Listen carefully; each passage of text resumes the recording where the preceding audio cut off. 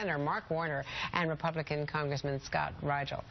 Thank you both very much. Thank you, Andrea. Thank you. Congressman Rigell, excuse me for that, from the Norfolk area, Virginia Beach area. Senator, first of all, why no recess? Don't they need to meet with the voters and regenerate themselves and go to those town hall meetings and get yelled at? Well, Andrea, you just went through the litany of why no recess. We haven't got a budget deal. We don't have appropriations bills for the next fiscal year. We've got this crazy word called sequestration, which I know Scott and I both feel is dramatically hurting people's lives all across the country, particularly in Virginia, where we've got a lot of federal workers, government contractors. They're getting laid off 1 day a week. They're getting a 20% cut in pay. They're getting no kind of August sequestration discount on their daycare payments or rent payments or student loan payments. So we ought to stay here and do our work. Congressman, what reaction have you had from your caucus about staying? I mean, you're in charge. The House Republicans could make this happen, at least for the House side. You're exactly right, and I've made clear to leadership and to our conference that our work is not done. We've only passed 4 of the 12 appropriations bills that fund the federal government.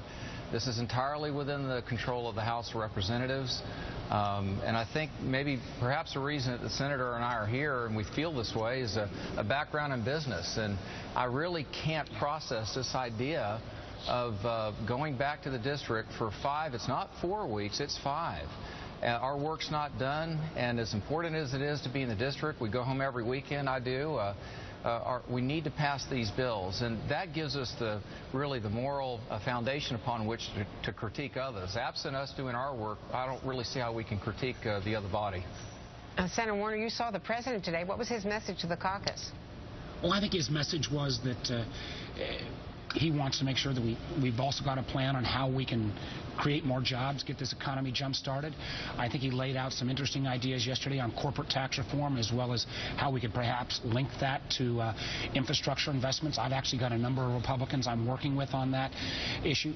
I think, though, that, and I'm still, I guess, an eternal optimist, I'm not sure we're going to get any of this done until we reach some kind of grander bargain, both around how we generate the revenues we need and how we start doing the entitlement reforms we need. And that means the Republicans are going to have to be willing to make some compromise on revenues. Democrats are going to have to make some compromises on entitlements. And, you know, Scott and I may not agree on everything, but Scott has shown that willingness to kind of sit down and at least discuss these items. And candidly, I think there's a lot more of it in both parties than most folks would think. Yeah, I agree with that. There is common ground. It's not easy to find. But the facts are we cannot stay on this path. Every American is affected regardless of political affiliation or no political affiliation. So the time is now for us to respect one another, search for common ground. There can be a path forward, but we got to lean into it, and that requires staying and engaging one another and frankly, not recessing for 5 weeks. And let me just say, during this recess, also, you're both from Virginia, there is a hot topic in Virginia where you've got a governor's race going on with the governor. Here's Governor McDonnell on WTOP radio yesterday talking about repaying those loans. Governor Kane reported $200,000 worth of gifts during his time. Governor Warner about $135,000, and many other legislators in the tens and tens of thousands. So I'm just saying it has been part of what has been permissible. Is that an excuse? I mean, you were Governor Warner. He referred to you. You were the governor of Virginia and a very successful governor of Virginia. Is this just the way things are done in Virginia, that you can take these loans and gifts? Listen, Andrea, I have stayed out of this. There's a federal investigation going on. I think we ought to wait until all the facts get out before I weigh in. And that's how I know this is a ripe subject. A lot of folks are talking about, but I'm going to hold my own counsel until all the facts get out and until the final investigation is over.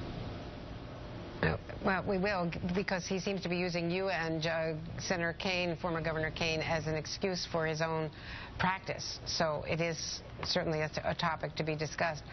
We want to thank both of you. And now some of your colleagues may suggest that you're suggesting no recess because you guys can get back and forth.